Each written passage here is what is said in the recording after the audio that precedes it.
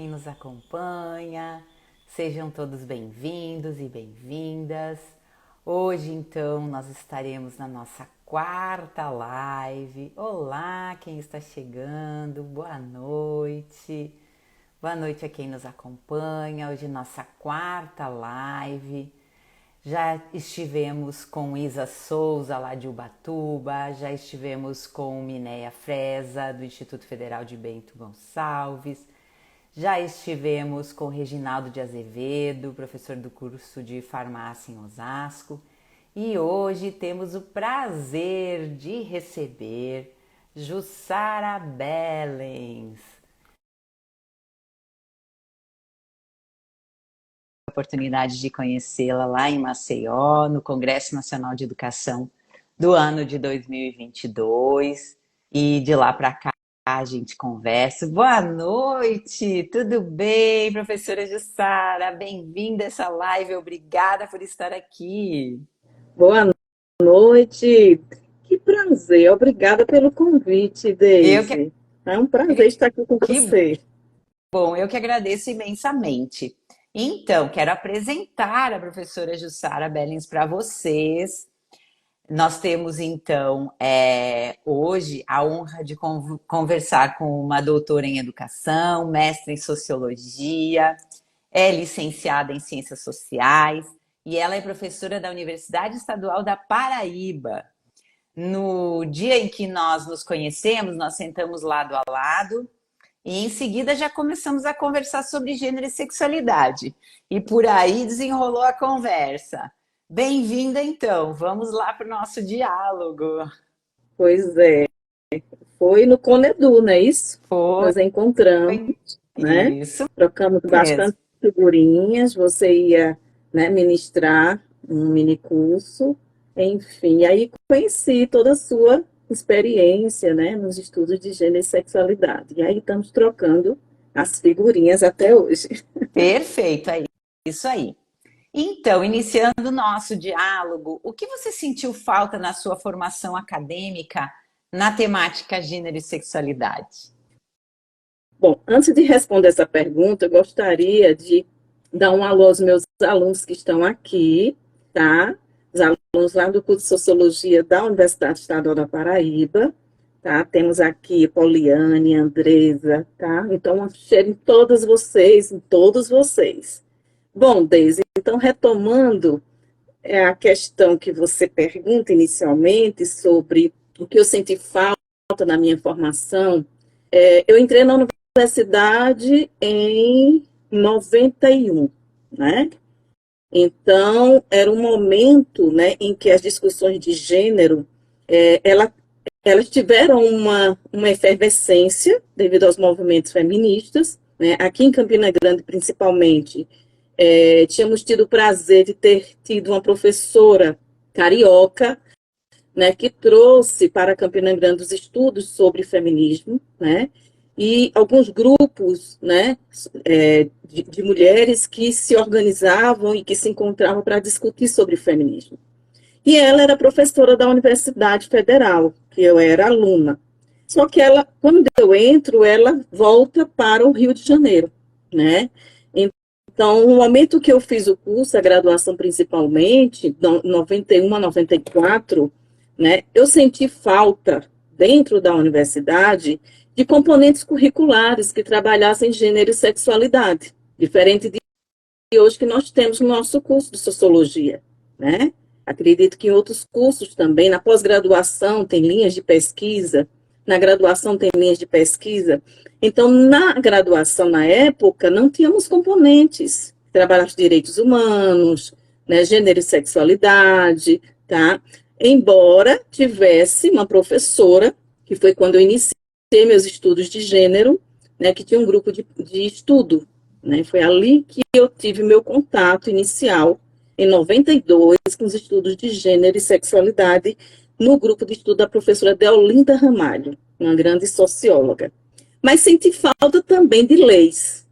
Leis que garantissem os direitos das estudantes mulheres mães. Leis que garantissem os direitos das mulheres na sociedade. Então, assim, a gente avançou muito, na história do movimento feminista no Brasil, a gente se reportar, a gente vai ver os grandes avanços no campo da educação, do trabalho, mas em questão dos direitos reprodutivos, alguns avanços, mas muitos outros ainda tinha muito a ser conquistado, né? O que já temos hoje, muitos direitos, na época não tínhamos. Então, por exemplo, uma mãe, aluna, não podia levar sua filha ou seu filho pequeno para a sala de aula, né? Então, um professor ou uma professora que se sentisse incomodado pela presença da criança, poderia pedir que a aluna se retirasse da sala. E a aluna teria que respeitar que a autoridade do professor era autoridade magna. Hoje já não pode mais fazer isso, né? Então, são questões agora que eu lembro, questões pontuais.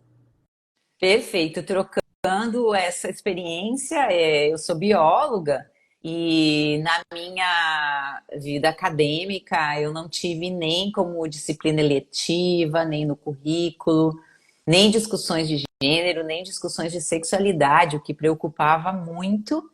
E um dos trabalhos, um dos meus artigos, eu pesquisei hoje o pessoal que está saindo e a gente ainda está com essa defasagem, pelo menos no Rio Grande do Sul a gente tem tido essa dificuldade em algumas universidades especificamente. Então preocupa. Podemos ir para a próxima? Sim, sim.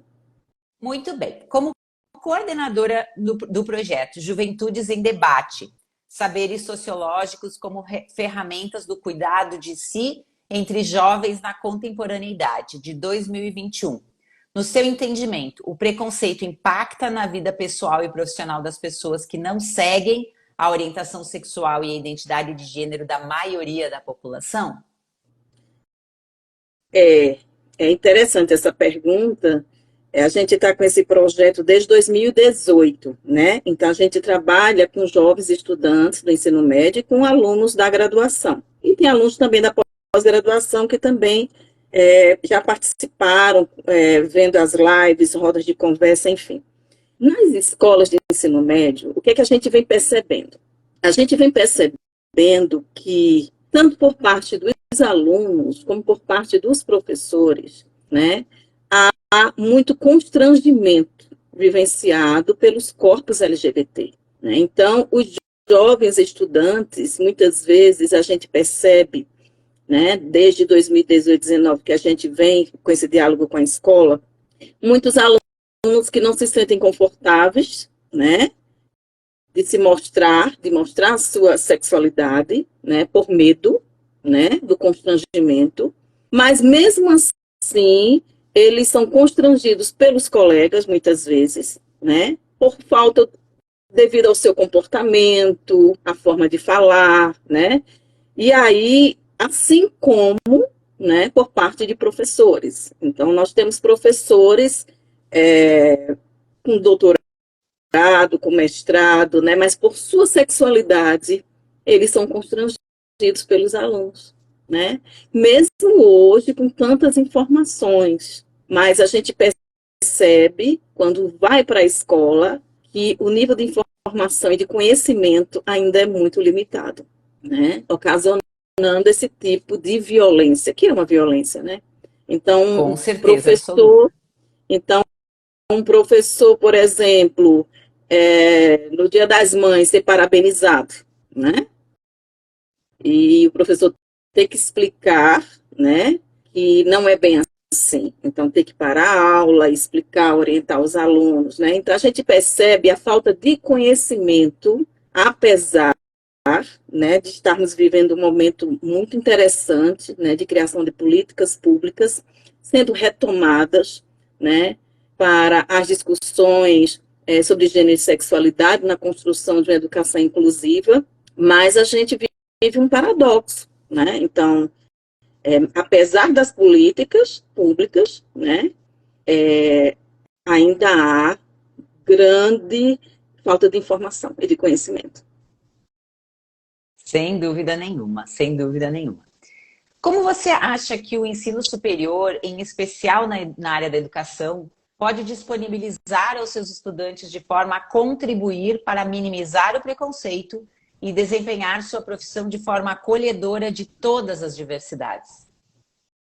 É bem interessante isso, que eu venho me inquietando sempre, né? Eu acho que todos que trabalham, né, com essas questões, você, né, sem dúvida, seu trabalho aí, seu fôlego em trabalhar, né, possibilitando esse espaço de construção de conhecimento, você sabe muito bem disso. Então, quando a gente se depara com a realidade nua e crua, a gente, a gente se impacta, né?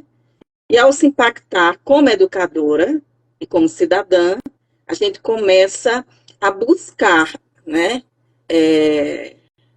a perguntar o que fazer, né, como contribuir, né, para reverter esse quadro, tá? E aí a gente começa a indagar qual é o lugar da escola, qual é o lugar da universidade.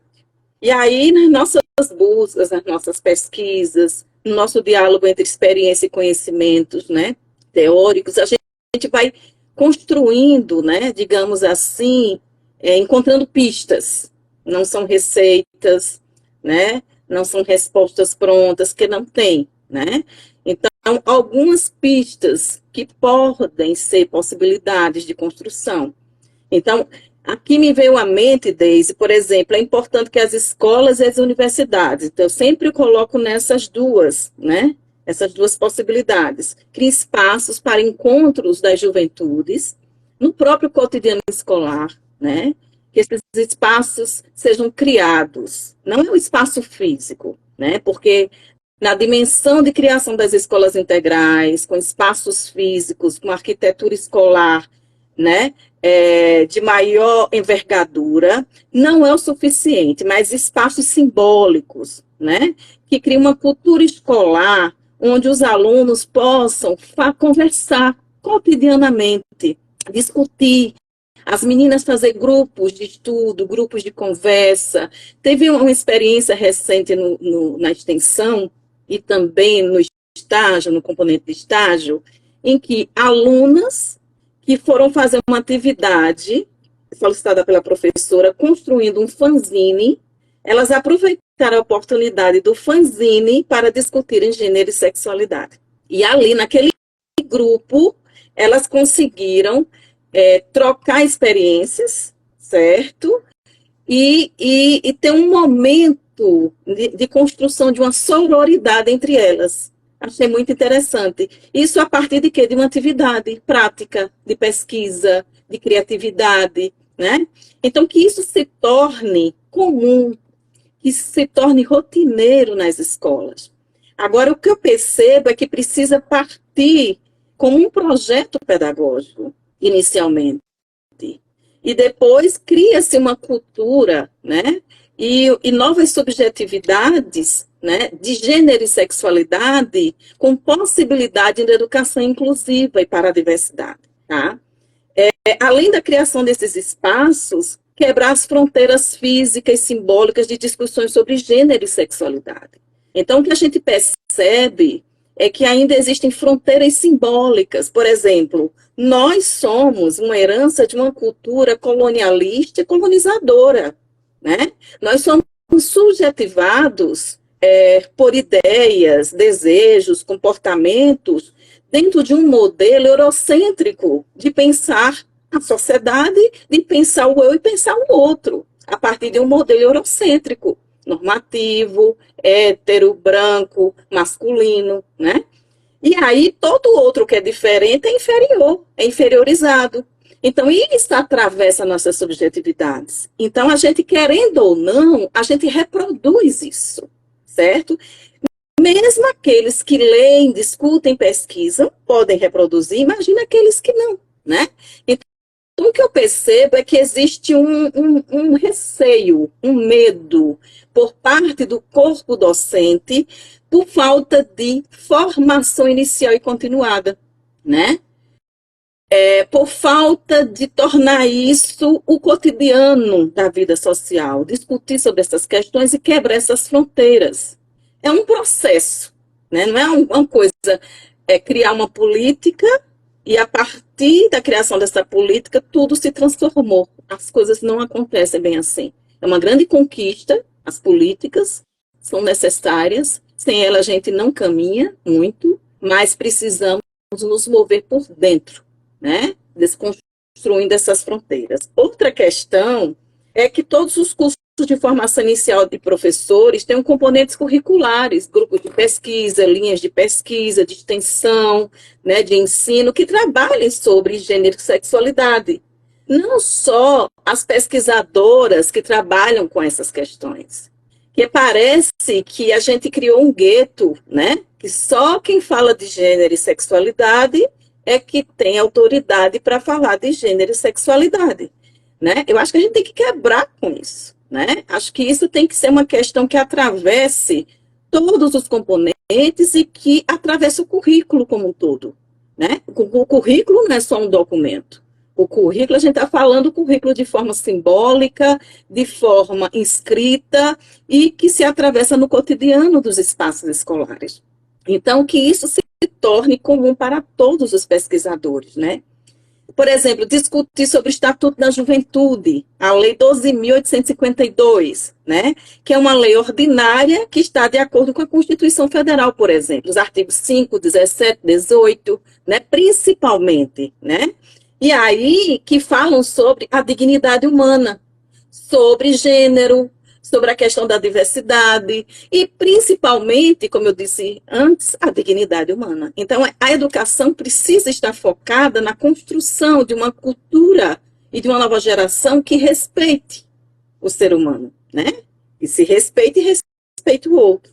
Outra questão, que se fale sobre o que é os danos causados e as penalidades das diferentes faces do bullying, que aí, né, muito bem, voltando às políticas públicas, né, parabéns, né, para o nosso ministério, para o nosso governo. Estou muito feliz que estamos retomando uma sociedade que pensa e que se preocupa com a humanidade, com o ser humano, né, e aí tem a lei aí, né, contra o bullying, né, que está adentrando, vai adentrar a partir desse ano 2024 nos espaços escolares. Da violência de gênero, do assédio moral, sexual, patrimonial, né? A gente falar sobre os danos e as penalidades, né, da homofobia, da transfobia e de toda forma de violência, né? A gente não pode mais, como educador, aceitar como brincadeira um colega ironizar o outro, porque o outro tem um comportamento que chamam de afeminado. A gente não pode aceitar isso, né? A gente tem que ter uma postura, né? E mostrar às pessoas que isso é crime, isso é desrespeito, né? E precisamos ter essa postura. E essas formações inicial e continuada de professores, elas precisam estar nessa direção e precisam ser realizadas por pesquisadores, professores, ativistas que trabalham com essas questões. Não é que só os pesquisadores de gênero vão falar sobre gênero, mas é importante que as formações iniciais e continuadas sejam realizadas por esses pesquisadores, para multiplicarem, né, as várias vozes que vão discutir de maneira apropriada a questão de uma educação para a diversidade, para o respeito ao outro e para a dignidade humana, desconstruindo os saberes e os poderes colonialistas, construindo outras subjetividades alinhadas à educação para a diversidade. Então, outro momento, outro ponto, não sei se eu tenho tempo, Deise, é que os espaços educativos enfrentem sem medo as diferentes formas de violência de gênero e sexualidade, né? Deixando claras as penalidades, as leis e criem grupos para o acompanhamento e encaminhamento de casos de violência de gênero e sexualidade, né? Então, mesmo criando muitas vezes esses equipamentos humanos, físicos e legais, institucionais, mas eu percebo que ainda barreiras subjetivas, simbólicas, que dificultam a operacionalização das ações desses equipamentos. Então, o que é que eu percebo como pesquisadora, como estudiosa, como mulher, né, como cidadã? É que nós, além da criação desses equipamentos, da visibilização das leis, das penalidades, precisamos enfrentar um outro grande desafio, que são as subjetividades colonizadas, as mentalidades colonizadas. E o que essas mentalidades, essas subjetividades colonizadas trazem como dano? O medo de enfrentar. O medo de enfrentar que eu sou homofóbica. O medo de enfrentar que eu reproduzo o machismo.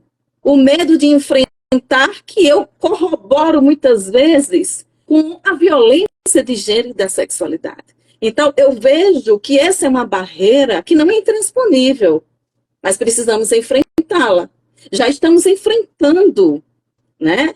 Com o apoio, mais uma vez, parabenizo as ações do governo federal, com o apoio das instituições estaduais, dos equipamentos estaduais, municipais, como Centro de Referência da Mulher, as secretarias de mulheres, mas dentro dos microespaços, precisamos ter esse enfrentamento, além da criação dos equipamentos. Discutir sobre as formas de masculinidades e os seus impactos na vida social, com as juventudes, seja dentro da universidade, seja na escola. Assegurar e apoiar as vítimas de violência de gênero e sexualidade. Então, a gente precisa acompanhar, né, de perto, sem medo de ser feliz, né? Acompanhar de maneira humanizada, né? Não é acompanhar de forma burocratizante e técnica, mas de maneira humanizada, certo? Educação para a diversidade é essencial para garantir inclusão, promover igualdade de oportunidade e enfrentar toda forma de preconceito, discriminação e violência, especialmente de gênero e sexualidades. Então, essas questões, né, que devem ser pautadas nos espaços educacionais, como identidade de gênero, sexualidade, orientação sexual, que você sabe muito bem que é o que você faz, né? Parabéns por seu trabalho, né? Que a gente possa acompanhar o trabalho da professora, que ela já vem de maneira, né, incansável realizando esse trabalho, mas precisamos multiplicar isso, né? Precisamos multiplicar. E eu percebo, quando eu vou com as monitoras mesmo, né?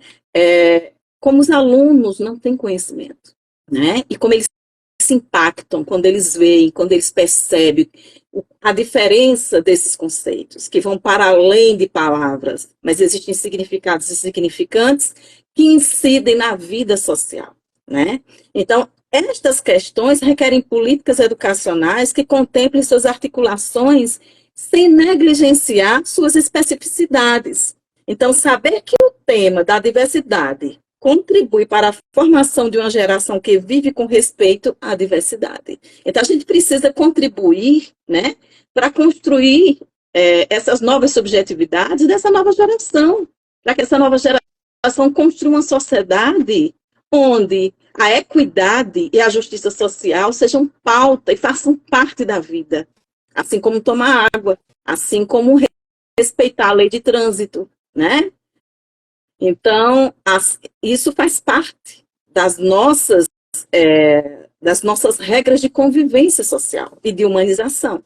Os jovens precisam saber que homofobia, transfobia, violência contra a mulher, assim como todas as outras formas de violência, são crimes, né? Eles precisam aprender isso. Nós precisamos saber que isso é crime, né?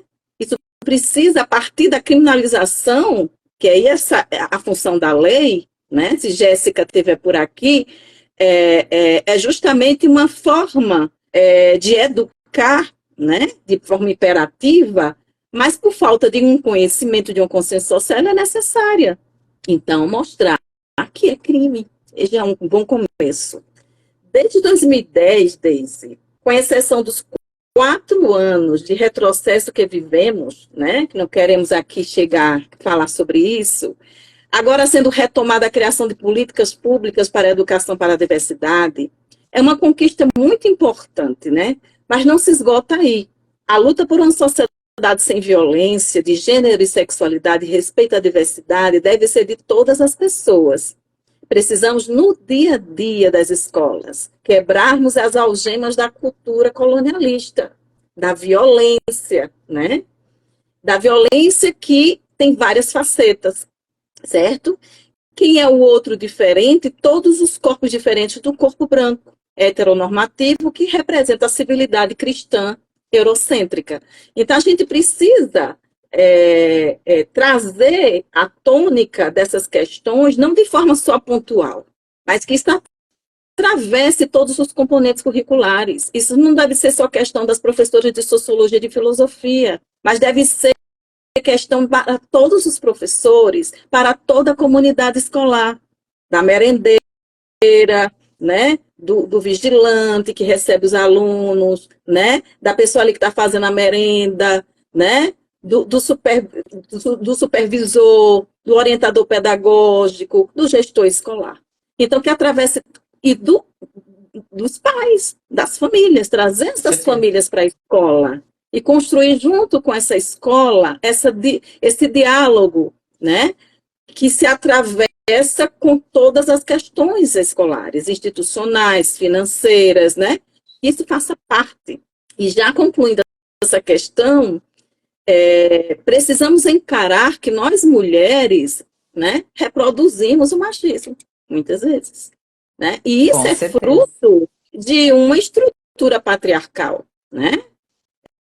Eu estava recentemente fazendo um artigo sobre análise sobre gênero e sexualidade nos livros didáticos do novo ensino médio aqui na Paraíba, e aí eu fazendo um diálogo com a Aníbal Quirrano, né, e com a Patrícia Hill Collins, né, e com outras autoras, mostrando como, né, eu tentando analisar os livros didáticos e vendo que esse novo livro didático, né, a ausência das mulheres, né, quando as mulheres aparecem, não existe mais livro didático por disciplinas, é por área de conhecimento, então área de conhecimento de ciências sociais humanas aplicadas, geografia, história, sociologia, filosofia, então são 6 volumes, e nesses 6 volumes, por exemplo, quando as mulheres aparecem, são mulheres brancas, e quando as mulheres brancas aparecem, estão nos conteúdos, né, ou nos objetos de conhecimento sobre ciência, tecnologia, política, relações internacionais. E quando as mulheres negras aparecem de maneira rara, né, em relação às mulheres brancas, elas estão ligadas à questão da estética, à questão da cultura, à questão das manifestações contra o racismo, contra o machismo. Elas não estão na mesma posição que as mulheres brancas, disputando tecnologia e política e relações internacionais. Então, a gente precisa trazer essas discussões, né? Rever esses livros didáticos, esses materiais didáticos, e começar a conquistar a produção do nosso material didático, né? Ter autores e ter a presença de todas as mulheres, trans, ribeirinhas, indígenas, negras, brancas, né? Somos múltiplas. Quando aparece, né, pelo avanço do feminismo branco e pelo avanço do feminismo negro, estamos lá. Mas onde e como, né? E as outras mulheres? As autoras mulheres trans, onde é que elas estão? As mulheres indígenas, onde é que elas estão? Falamos sobre elas, mas precisamos ouvi-las, aprender a partir delas, das suas experiências. Então, que na maioria das vezes, as pessoas foram sendo educadas para a homogeneidade, para a inferiorização do outro, diferente do padrão, mais uma vez eu coloco normativo, né? E a gente precisa desconstruir isso, né? Então, as universidades e as escolas, né, precisam começar não só, né, a aderir às políticas, mas precisamos desconstruir essa política do eu colonialista, colonizado. Precisamos enfrentar esse eu que é colonizado, né? E que a gente, assim fazendo, a gente vai realmente ter uma atuação política para a transformação. E não só para, digamos assim, para a construção de conhecimento, né? Enfim, vamos parando por aqui, senão é uma conversa vai, né? O que é ótimo e a gente precisa muito desse diálogo. Então, quero cumprimentar as pessoas que estão entrando, que entraram depois dos meus cumprimentos iniciais. Tem vários elogios aí à professora Jussara, pessoal reconhecendo realmente que a temática é fundamental, que nós precisamos sim falar sobre isso. Eu quero pontuar duas questões. A questão do medo, que me parece que cresceu durante um período. Nós tivemos essas manifestações deixando os professores numa posição de se defender e aí cuidando o que iriam falar, como se o professor não tivesse essa liberdade de cátedra e essa grande consciência daquilo que é necessário e importante que seu estudante conheça e saiba, em especial conversando inclusive com professores de anos iniciais, eles se sentem muitas vezes inseguros em trabalhar o que sempre trabalharam, como o corpo humano, como se algumas partes do corpo humano precisassem de melindres para se referir. Então, esse eu acho que é um ponto realmente que a gente precisa voltar a retomar, dar aos professores essa segurança e que isso é formação que dá, porque realmente muitas questões não foram trabalhadas e com esse avanço do terrorismo, do amedrontar a figura do professor, os estudos também acabaram ficando em segundo plano e se cuidando muito com o que era dito, e isso prejudicou bastante o diálogo e o avanço do conhecimento. Outra questão bastante importante quando você coloca sobre o conhecimento e sobre a criminalização, hoje nós conseguimos assegurar através de legislação, inclusive com essa lei nova que você citou, do bullying e do cyberbullying, fundamental. Nós estávamos atrasados nessa questão, porque algumas pessoas, infelizmente, precisam saber que é crime. Não precisaríamos, poderíamos ter perfeitamente o entendimento que não pode falar e pronto, mas não é o que acontece. Então, a questão é dizer às pessoas que quando a gente tem formação, que a gente recebe formação, eu costumo dizer que assim, em torno de 30 a 40 minutos a gente consegue dominar os conceitos básicos de gênero e sexualidade e consegue conversar, fazendo as pessoas visualizarem que ser feminista é bem diferente de ser femista, e eu percebo que as pessoas têm dificuldade com esses conceitos. Então, o tempo passado fez com que nós não só estacionássemos, mas regredíssemos. E agora nós temos uma urgência de tempo, de falar sobre isso, de formação sobre isso, de segurança, de voltar a dar segurança aos profissionais. Sim, é necessário falar sobre. Evidente que com conhecimento, mas nós precisamos, sim. Nós temos a Gilmara dizendo que essa discussão é política, por isso não é interessante ser socializada. Então, não é realmente do interesse. Mas não é isso que ocorre, né? A nossa sociedade, como já foi dito aqui, não fomos educados, né? E isso não é culpa da família, né? É uma questão estrutural. Em segundo momento, um jovem estudante poderia buscar ajuda junto ao professor e à sua professora, né? Mas muitas vezes o professor e a professora também não têm condições, né, de ajudar. Não, também não é culpa do professor e da professora, é por falta de conhecimento, né? Depois ele poderia buscar ajuda junto ao corpo docente como um todo e à gestão escolar. Mas muitas vezes a gestão escolar também não tem condições. Não estou falando em todas as situações, mas no maior número, né? E aí, o que a gente percebe que esses alunos ficam conversando, quando conseguem conversar com alguns colegas, né, sobre algumas questões. E alguns colegas, né, que encontram algum professor que acham que tem alguma afinidade nessas discussões, buscam esses professores que trabalham com gênero e sexualidade, né? E aí, vai buscar ajuda, e quando esse professor que trabalha com gênero e sexualidade tem um certo conhecimento sobre os equipamentos já construídos pelas políticas públicas, né? Então, nos espaços acadêmicos, algumas universidades vêm criando alguns espaços, alguns equipamentos onde possam acolher, né, os corpos LGBT com seus desafios, né?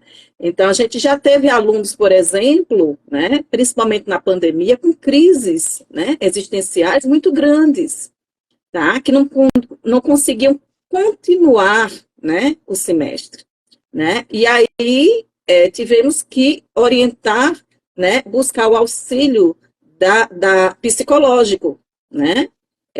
Existe na universidade, né, a clínica de psicologia, e que existe dentro do curso, por exemplo, eu falo aqui em particular, profissionais excelentes, né, que orientam, né, os seus alunos e que vêm contribuindo, eu vejo que positivamente no acompanhamento de muitos, né, de alguns casos. E tem os centros de referência, em última instância, ou em primeira instância, os centros de referência LGBT. Em Campina Grande nós temos, por exemplo, né? Enfim, e esse é o que eu vejo no momento, Deise. Se você tiver outras, que você tem também muita experiência, você poderá, né, até ampliar. Então, nós temos um comentário aqui. A melhor saída para o povo é isso que está acontecendo agora, a informação e a discussão. Muito obrigada pelas participações aí. Algumas eu consegui trazer aqui para as pessoas que estão nos acompanhando, outras eu não consegui. Muito bem. Sim, a questão é bem essa. Fácil não é. Existiria um caminho a se seguir, mas que seria o óbvio, porque as famílias poderiam já ter conhecimento suficiente para acolher seus filhos. Só que isso realmente não acontece. Então é isso, é buscar essa referência que hoje nós temos pessoas preparadas para fazer esse acolhimento e para dar consultoria. Não está em todos os lugares, mas nós temos algumas pessoas preparadas, nós temos tanto na sociedade quanto nas universidades, nas escolas de ensino fundamental. Eu faço alguns acompanhamentos de professores, claro, quando eles se sentem inseguros, eles me chamam para pedir ajuda ou chamam outro profissional.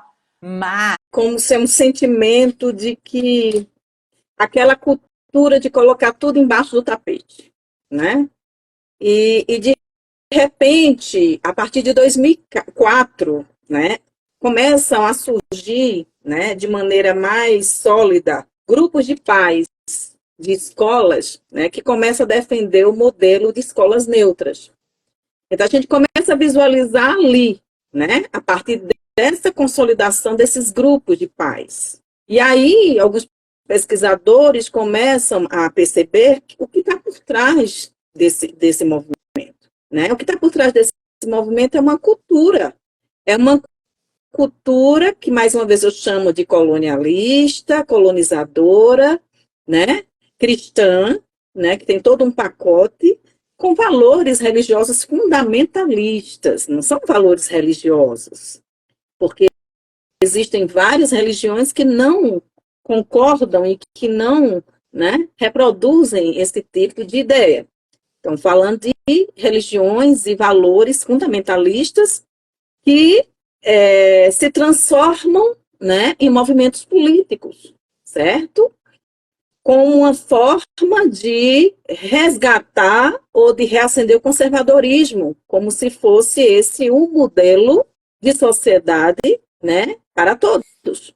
Então, a partir de um olhar pontual, atravessado por valores religiosos fundamentalistas, universalizam e acham, né, que o modelo de sociedade que eles acreditam deve ser universal para todos. É uma imposição, né, autoritária, né, moral, e que isso se transformou e se reproduziu no movimento de escola sem partido, que a gente vem chamar de escola sem partido.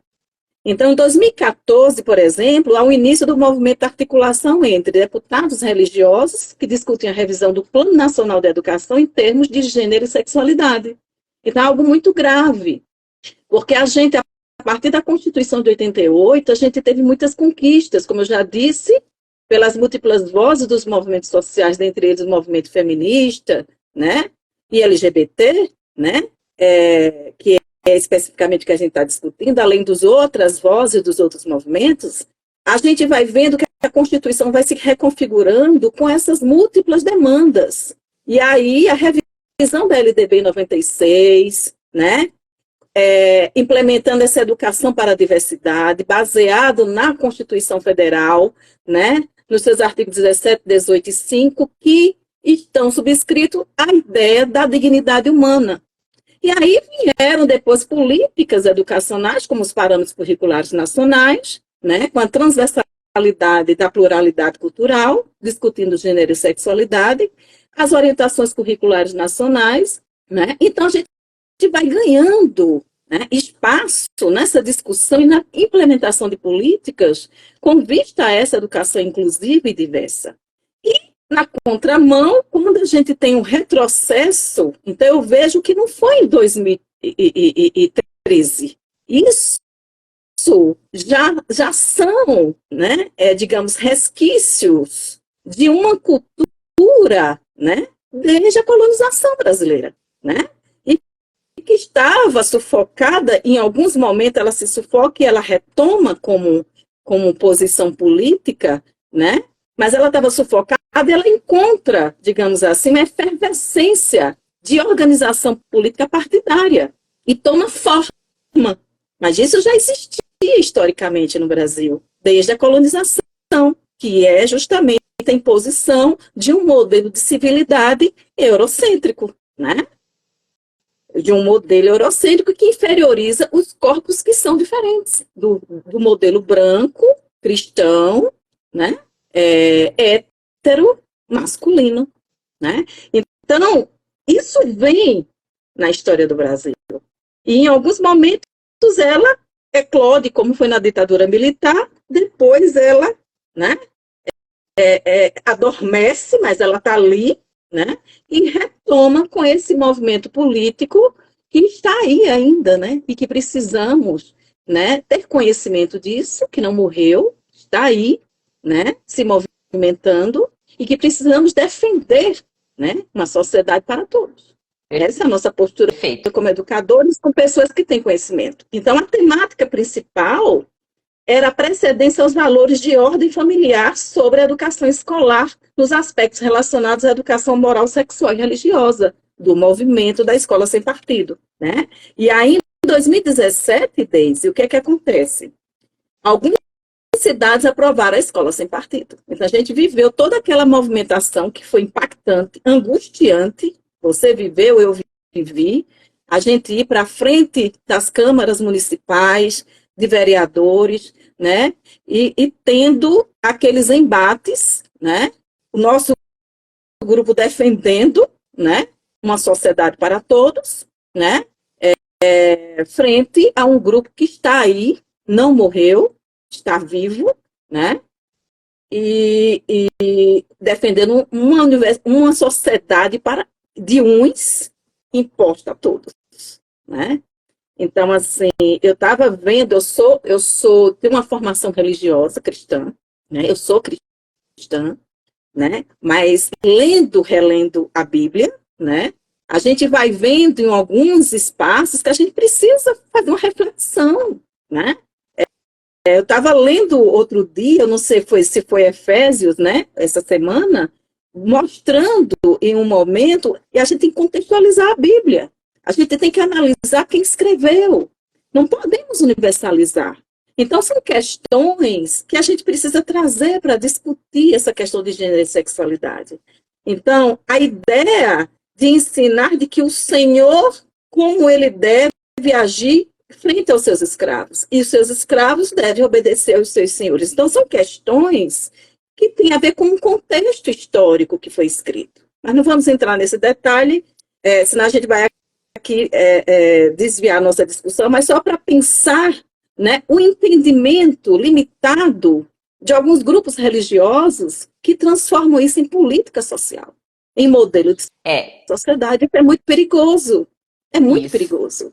Quando a gente tem essa temática indo para a pauta, para a pauta político-partidária, e aí o que eu me refiro ali quando eu pergunto do movimento fortíssimo foram as câmaras de vereadores e assembleias legislativas, que isso atravessa o legislativo tanto vereadores quanto deputados não têm conhecimento Não. sobre a temática, que hoje muitos se envergonham do que falaram lá atrás, ainda bem que se envergonham, e outros tantos ainda vão precisar se envergonhar. Esse movimento forte que vai para o legislador e o legislador se vê tentando agradar os seus eleitores sem conhecimento nenhum, ao invés dele levar o conhecimento, devolver conhecimento, ele absorve ignorância, não cumpre seu papel de legislador. E aí nós também sofremos outro atravessamento da religião que não leva em conta isso que você comenta, que é a contextualização do texto bíblico quando escrito. Então, realmente são questões. Mas nós precisamos ir para a última, né? Então, excelente esse momento de conversa. Quero agradecer de novo o pessoal que está com a gente, mas a gente precisa ir para a última. O que você sugere para um 2024 com mais conhecimento? Eita, em primeiro lugar, é a questão de perceber, de saber dos altos índices, né, de jovens que se sentem seguros nas escolas e nas universidades. Né? Isso é uma realidade. Escutar as juventudes, né? E entender que existe um alto índice de jovens que não se sentem confortáveis nas universidades, por várias questões que atravessam a questão de gênero e sexualidade. Outra questão é tomar conhecimento também dos jovens que responderam, né, muitas vezes de maneira silenciosa, né, algumas indagações sobre o seu lugar na escola e nas universidades, né? E muitos desses alunos, né, escondem que já foram agredidos, seja verbalmente, simbolicamente ou fisicamente, devido à sua sexualidade, certo? Dentro e fora da escola. Também tem reconhecimento do alto índice de suicídio de jovens LGBTs que sofreram bullying por orientação sexual e sofrem. Muitos jovens que sofreram e sofrem agressão e que não relatam os episódios à escola por medo de serem cerceados, né? Ou de agravar a situação ou de serem perseguidos. Entender também o número de evasão escolar e universitária decorrentes da violência de gênero e sexualidade. Isso é uma realidade, né? E aí, diante essa identificação e esse reconhecimento, a gente precisa o quê? Né? Buscar as políticas, nos apropriarmos, que aí é uma força para nós, né? Das políticas que estão sendo criadas, né? Apoiar, né? O nosso governo que tem esse compromisso social, né? E trazer para os nossos microespaços, né? Que são microespaços, né? Que reproduzem o espelho da estrutura social, da macrosociologia ou da macrosociedade, né? Então, assim, é importante que as escolas e as universidades criem espaços para encontros cotidianos para os jovens discutir as questões de gênero e sexualidade alinhadas às diferentes áreas do conhecimento. Então, que não fique, mais uma vez eu digo, só restrito às pesquisadoras ou pesquisadores que trabalham de gênero e sexualidade, embora eles possam ser buscados e devem ser buscados, já que têm mais experiência, mas não são donos, né, dessas questões. Isso deve ser multiplicado, tá? Quebrar as fronteiras físicas, simbólicas de discussões sobre gênero e sexualidade. É importante também que todos os cursos de formação inicial de professores tenham componentes curriculares, né? Grupos de pesquisa de ensino e extensão sobre gênero e sexualidade, tá? Que se fale mais, né, sobre o que sobre os danos causados, sobre as penalidades, sobre as leis, sobre as diferentes faces do bullying, da violência de gênero, dos assédios moral, sexual, patrimonial, da homofobia, da transfobia, de toda forma de violência, que isso faça parte, né, do nosso currículo, das nossas práticas pedagógicas, das nossas pesquisas, certo? Identificar as estratégias de silenciamento das vítimas e agir contra a cultura do silenciamento. Então, aquela questão que a gente tinha falado inicialmente, além dos equipamentos institucionais e das políticas que são importantíssimos, precisamos quebrar, né, esse fosso, né, dessas subjetividades, né, que estão atravessadas por essa percepção de vida, né? E por isso a gente tem medo de se defrontar com essas subjetividades, né, que reproduzem a violência de gênero e de sexualidade. Então, precisamos, em primeiro momento, quebrar esses medos, né? Quebrando esses medos, a gente vai começar a repensar nas práticas que reproduzimos de silenciar as vítimas de violência. Então, o que é que a gente faz? A gente, por não ter coragem ou não ter uma força maior para enfrentamento, né, dessas nossos desafios subjetivos, nós agimos como? Silenciando o outro, para que o outro não fale aquilo que a gente não quer ouvir.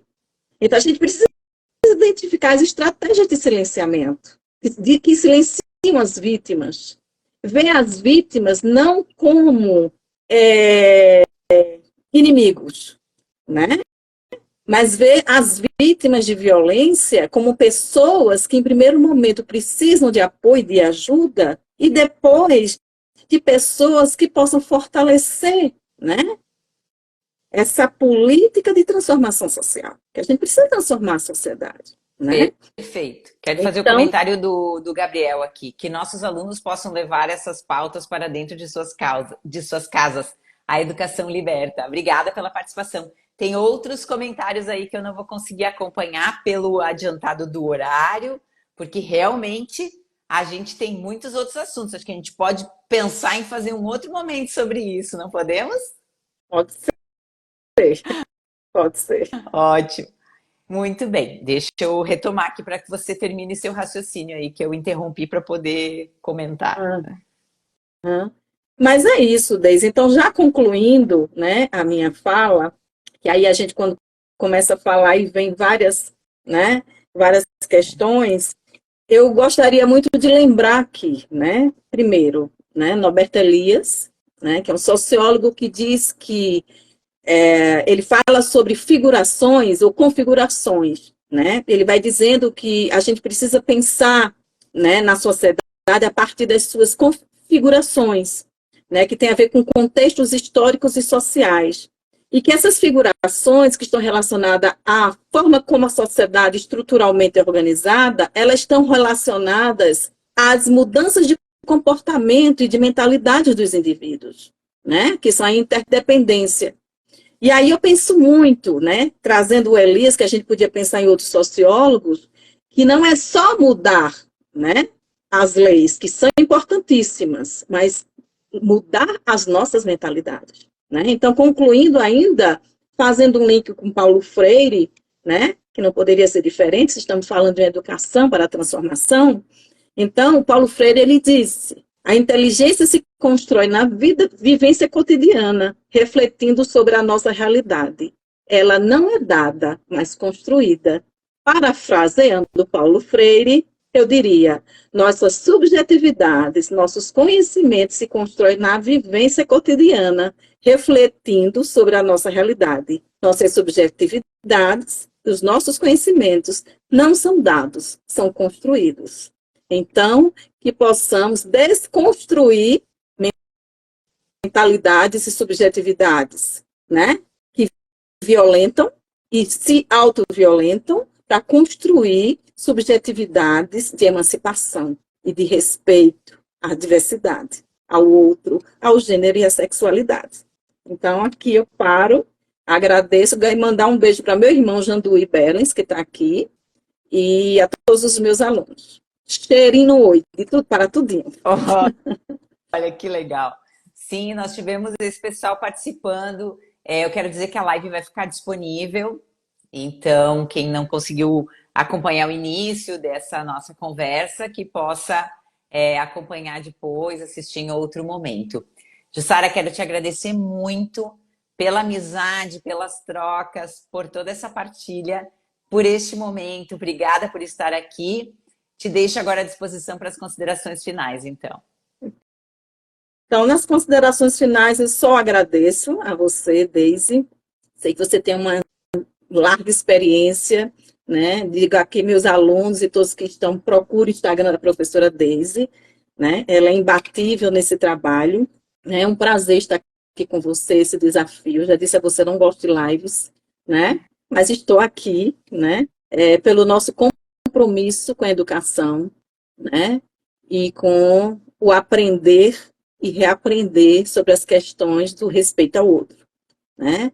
Então, eu gostaria só de concluir dizendo: nós não somos obrigados a gostar de todo mundo, mas somos obrigados a respeitar todos. Perfeito.